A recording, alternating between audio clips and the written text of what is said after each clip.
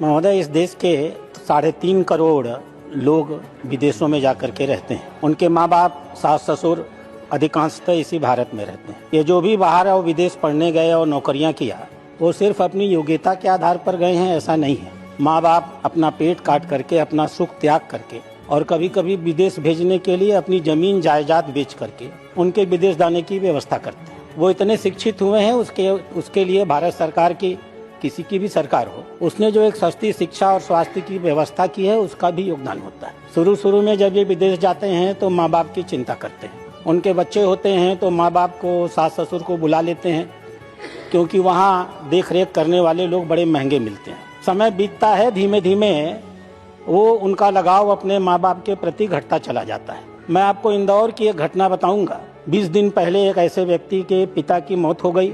30 दिन पे, 1 महीना पहले मौत हो गई और 20 दिन पहले उसके माँ की मौत हो गई। दोनों माँ बाप का शरीर सड़ता गया, गलता गया, चमड़ी की तरह पतल करके हड्डी हड्डी हो गया। उनके बच्चे कभी लौट करके उनके पास नहीं आए। दिल्ली में भी ऐसी ही घटना हुई। 24-25 के आंकड़े बताते हैं कि ऐसी तकरीबन 500 घटनाएं इस देश में ऐसी होती हैं, जिनके बच्चे विदेश पढ़ते हैं और जीवन के अंतिम काल में उनके जीवन का सारा सुख चला जाता है और पीड़ांतक मौत उनको अकेलेपन में प्राप्त होती है। सरकार ने एक नियम बनाया था, maintenance and welfare of parents and senior citizen act 2007 में। यह एक्ट करीब एक दंतहीन एक्ट था। माँ बाप अगर कोर्ट में जाकर कहेंगे तब उनको सुविधा मिलेगी।